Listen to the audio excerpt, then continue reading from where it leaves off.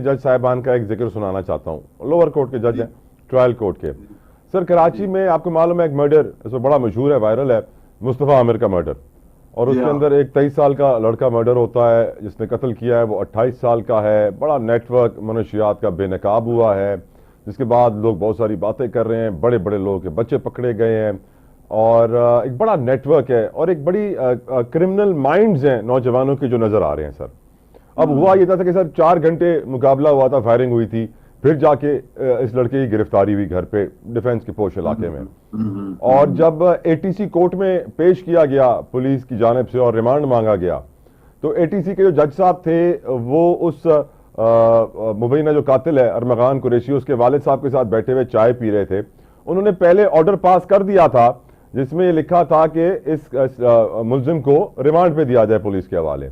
फिर जब उन्होंने चाय पी ली अरमगान के वालिद के साथ, तो फिर उस ऑर्डर के ऊपर वाइटो लगाया गया और नया ऑर्डर लिखा गया कि जेल भेज दिया जाए, पुलिस के हवाले ना किया जाए, जिसके ऊपर फिर सिंध हाई कोर्ट में जाना पड़ा, उनसे रिलीफ लेना पड़ा। तो आज खबर ये आई अहमद साहब कि उन जज साहब से जो इंतजामी इख्तियारात थे वो वापस ले लिए गए। हम सब ने अल्लाह का शुक्र अदा किया, किसी को एहसास तो हुआ, लेकिन ऐसे बहुत सारे और भी लोग हैं। ये सिर्फ एक जज साहब नहीं थे, ऐसे लोअर कोर्ट्स का हाल। आप लोग तो sir supreme court, high court और उनके किस्से चीफ जस्टिस की बातें बड़े बड़े वकील करते हैं, लेकिन लोअर कोर्ट्स में जो गरीब आदमी का कीमा बनाया जा रहा है, खून चूसा जा रहा है, पैसे लिए जा रहे हैं, रिश्वत का बाजार गर्म है, वो इस पर्टिकुलर केस से वाजे हो जाता है कि किस तरीके से मुलजिम के वालिद ने जज को पैसे या इन्फ्लुएंस देके अपनी मर्जी का फैसला करवाया, जबकि वो पहले ही फैसला कर चुका था। सर ऐसे कितने सारे होंगे, कितने सारे होंगे अहमद साहब? तो उनके लिए आप कुछ कहेंगे सर, वो जो इतने सारे जज नीचे लगे हुए हैं? बहुत ज्यादा ये मामला तो खराब तो है, इसमें कोई शक नहीं है। लेकिन देखिए, जब इंस्टीट्यूशन या कोई कहीं खराबी पैदा हो जाती है ना, तो उसका ये मतलब नहीं जो इन्होंने निकाला है कि इसको और कमजोर करके खत्म कर दो। अगर आप ये समझें, महसूस करें कि देखो, अब किसी जमाने में पंजाब यूनिवर्सिटी जो थी वो बहुत उसका डंका बोलता था और बहुत वहां पे उसके मेरिट अच्छे थे और दुनिया में भी उसकी इज्जत थी, और यहाँ के ग्रेजुएट्स जो थे वो बहुत अच्छे मकाम उन्होंने ओहदे हासिल किए और बड़ा काम दिखाया करके। लेकिन अब ये हाल हो गया कि इसकी तबाही हो गई है बिल्कुल ही। तो इसका ये मतलब तो नहीं कि यूनिवर्सिटी बंद कर देंगे आप उसके स्टैंडर्ड को इम्प्रूव करेंगे ताकि फिर उसी तरह से अच्छे ग्रेजुएट्स निकले, फिर अच्छे से तालीम याफ्ता लोग वहां निकले। अहमद साहब देखिए ना, अब जरा प्रॉब्लम पे भी आई है। अब बच्चों का तालीम से रुझान कम भी इसलिए हो गया है, आपको मालूम है पार्टी कल्चर कितना आम है, ड्रग्स कल्चर कितना आम है, कितने किस्म के ड्रग्स आ गए हैं सर, पार्टी ड्रग्स और ये डिजाइनर ड्रग्स और ये केमिकल ड्रग्स, और लिस्ट बढ़ती जा रही है, बढ़ती जा रही है। शराब हमारी सोसाइटी में आम हो गई है सर। इनफैक्ट शराब पीना तो बड़ा सोशल स्टेटस समझा जाता है कि मैं बड़े हाई एंड फैमिली से बिलोंग करता हूँ इसलिए मैं ये महंगी शराब पीता हूँ। ये जो हमारी सोसाइटी में जो हमारे 60-70% नौजवान हैं, जिनमें से 80% मैं कहता हूं नशे के आदी हैं, समवॉट और दी अदर। मैं सिगरेट को भी नशा कहता हूं, छालिया को भी नशा कहता हूं, सारी एडिक्शन को मैं नशा कहता हूं सर, चाहे वो एक च्युइंगम की क्यों ना हो। क्या कहेंगे आप उन नौजवानों को अहमद साहब, उन नौजवानों को हम किस तरह बचा सकते हैं अपनी आवाज से? देखिए, उसका बचाने का भी देखिए, जब तक हम कोई एग्जाम्पल सेट नहीं करेंगे, कहीं कैरेक्टर बिल्डिंग का हम काम नहीं करते हैं कहीं पर भी।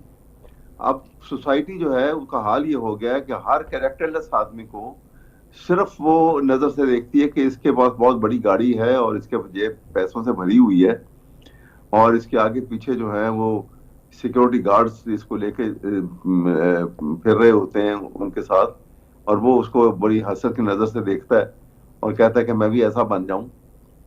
कैरेक्टर की बिल्डिंग जो है कौमें तो तब बनती हैं जब कैरेक्टर के अंदर एक कैरेक्टर बिल्डिंग। कैरेक्टर खराब हो गया है, कैरेक्टर ढीला हो गया है, तो अब उसको सही कैसे करना है? खराब तो हो गया, ये तो हमें मालूम है सर। ये टिंग डाउन इफेक्ट होता है ना, ये water flows from the higher level to the lower level, ऊपर से नीचे तक कैरेक्टर खराब हो गया। अब क्या करें ये बताएं ना। एक टॉप लेवल पे होगा, देखें आप कितनी तेजी से फर्क पड़ेगा नीचे। अहमद साहब मैं आपको सरप्राइजिंग फैक्ट बताऊं, इस केस के अंदर पूरा एक ड्रग्स कार्टेल बेनकाब हो गया है, एक नेटवर्क बेनकाब हो गया है ड्रग्स का, वीड का। और एक मशहूर अदाकार के बेटे के पास से 50-70 लाख रुपए की वीड भी निकलती है उनके घर से सर, कोई छोटा अमाउंट नहीं है ये। और बिल्कुल। फिर भी जब मेरी पुलिस के जराये से मेरी बात हो रही है तो बताते हैं कि ये जो ड्रग्स का केस है ये तो 3-4 महीने का मेहमान है, खत्म हो जाएगा, वो मर्डर का केस ही है जो चलेगा। सैडली हमारा सिस्टम इस ड्रग्स के केस के सामने इसलिए नहीं कुछ कर पाएगा क्योंकि बड़े बड़े लोगों के बच्चे हैं सर, ये कोई मिडिल क्लास नहीं है, ये हाई क्लास की बात हो रही है कि जो 50, 60, 70 लाख के नशे रखते हैं वो कोई गरीब के बच्चे थोड़ी ना होते हैं। ऐसे में क्या ये सिस्टम होश में आएगा अहमद साहब, या फिर ये ऐसे चलता रहेगा हमारा मुल्क? मैं आपको बताऊं, बिल्कुल और देखिए मैं आपको बताऊं, ये सब चीजें जो है ना एकदम से बहुत बढ़ गई, और वो बढ़ इसलिए गई कि जहां पे आपने रूल ऑफ लॉ को सब्स्टिट्यूट किया रूल ऑफ अथॉरिटी के साथ। कि कानून छोड़ो, मारो गोली उसको, कानून क्या चीज है, जो मैं इस वक्त कह रहा हूं वो कानून है। ये बादशाह सलामत वाला एटीट्यूड जो है ना, इसने तबाह किया है। इसने पहले भी नस्लें तबाह की, इसने मुसलमानों को इन्हतात का बाइस भी ये बने। आप देखें ना कि ये इतनी बड़ी जो मुस्लिम अंपायर थी, ऑटोमन अंपायर, किस तरह आपके सामने श्रिंक होके क्या से क्या हो गया, उनकी बाल्कनाइजेशन हुई, छोटी छोटी रियासतें बन गई उसके अंदर। तो क्या कर रहे थे वो? अपने अपने सगे भाइयों को कत्ल कर छोड़ते थे कि वो उसमें हिस्सेदार ना बन जाए कहीं इक़्तिदार के अंदर।